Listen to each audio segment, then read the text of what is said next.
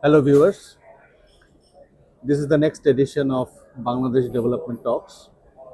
Today, I have with me Mr. Nasimul Islam, who has vast experience in the environmental field. He did his masters in USA, and then also he worked in USA at the policy level, and he worked in Asian Development Bank and in various other organizations. So we are actually very fortunate to have him in this platform. So my question to him, first question, very briefly, introduce yourself. Thank you, Zahir. Appreciate your bringing me to this forum. It's my pleasure to be here. I am just a professional. I've been an environmental professional all my career. I've worked in Environmental Protection Agency in the U.S. and also in the Asian Development Bank as an environmental specialist, working in different developing countries. And basically, I devoted most of my life in the mostly in the policy side of environment. That's what my interests are. But it's overall any aspect of environment and natural resources is my interest. Actually. Okay. And I focus more on developing country issues. Okay. Thank you, Nasimu.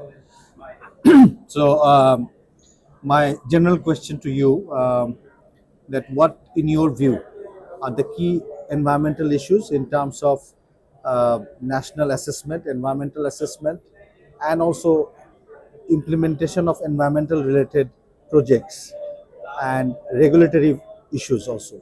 So if you can briefly touch upon your views, how can Bangladesh government ensure that these environmental protection and environmental acts and environmental impact assessments are being operationalized at the field level? Thank you. Yes, I think as a developing country, Bangladesh has a lot of environmental challenges, and uh, and because of our governance issues overall, I think our an awareness level of awareness and education of the people, and not so interest and prioritization of environment as a at a political level and a social level to some extent. I think is causing a lot of environmental issues in the country. But we are more focusing on development, but we are lagging behind in terms of environmental improvements and protection.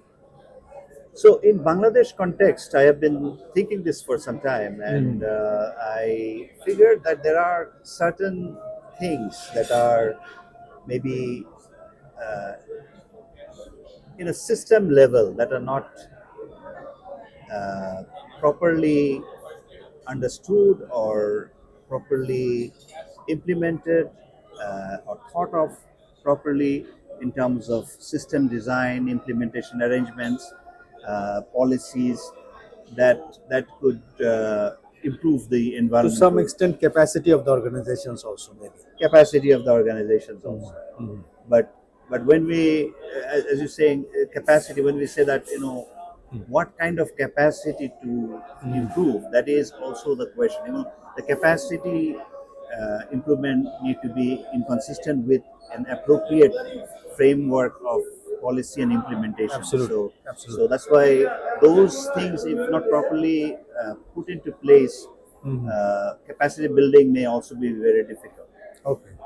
So, in that sense, few things I have identified. One thing is that that we are doing our all our interventions, the government, all the different international organizations, or maybe different NGOs in the ground level, and the government itself. They're doing their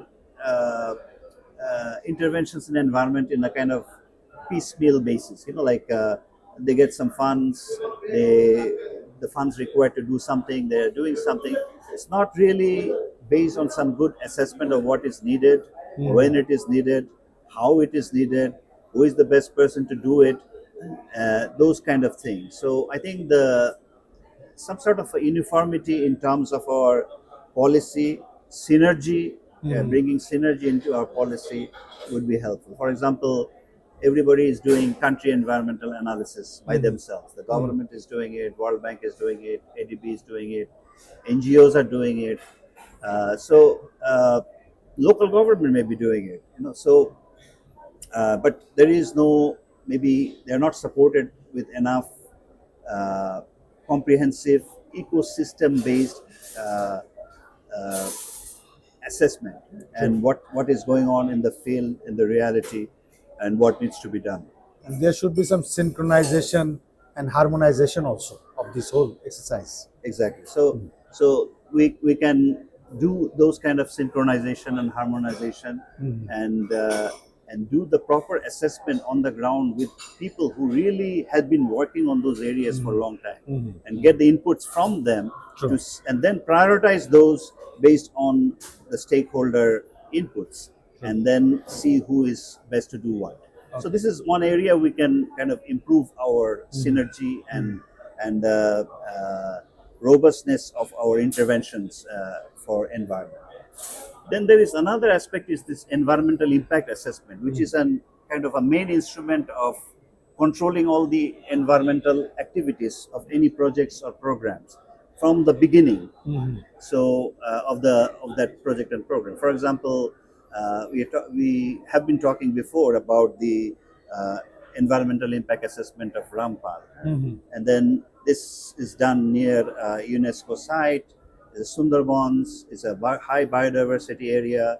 The project selection was done before probably an environmental impact assessment has been done, and as a result, what happened is there was a lot of opposition, not only from national level but international level, and environmental impact assessment may have not been done in a very fair and objective way.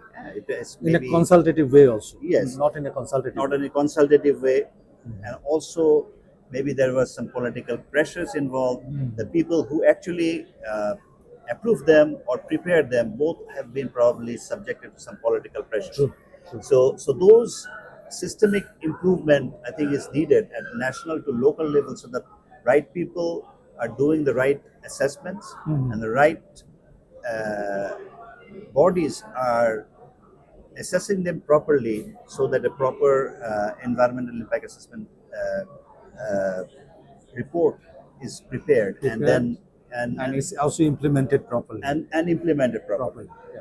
So the implementation side becomes more difficult, But if the policy side is correct, if the policy side is to the point, simple, and done with the consultation of the people around that area, there is a high probability that there will be more success in terms of implementation. Absolutely. Because all these stakeholders may put some pressure on the government bodies to kind of implement it properly. True. So these are the systemic level issues. The another issue I think is very important for Bangladesh is the climate change issue, and pretty much Bangladesh is going to be the worst affected climate change country in the world, and we are predicting that climate refugees is going to be almost 40% of the coastal people will move into the urban areas, right? True. In next, you know better, maybe 30 years, maybe. Yeah, something like that. Yeah.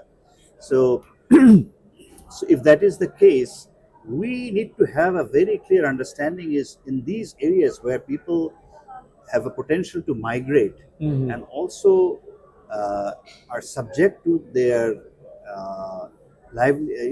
degradation of their livelihood systems. They may become unemployed.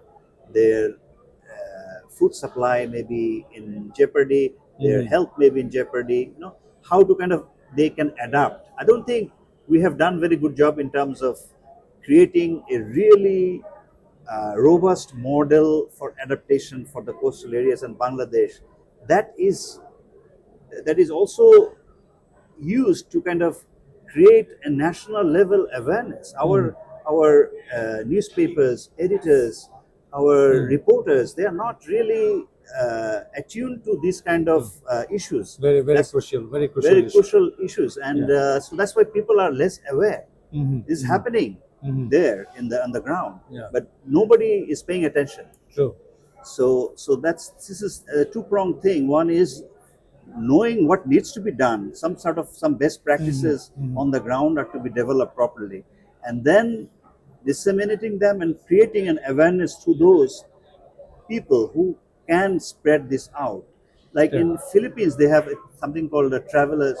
They government do a they do a kind of periodic reporters traveling stories. So they pay all the reporters that are interested in environment and natural resources, and they go send them to different issues around the country, and they write a piece on different issues and they post in their So newspapers. basically, they gather information from the grassroots level. Right, right. Yeah, so that's very crucial. So very briefly, if you could touch upon, recently we are hearing about river cleaning projects, which is very crucially important for, especially for Dhaka. The four rivers, Turak, Balu, Shitalakha, and Buruganga, had those been cleaned and used as a waterway, that would be mutually beneficial. Maybe due to time constraint, you can only touch upon its importance, and maybe government should take up the next phase of actions. Right. Uh, Clearly, it is important. It is the water health issue is important. The quality of water issues involved important to Dhaka citizens, as well as Dhaka's use of groundwater is lowering the land subsidence, causing land subsidence. So this is a huge concern.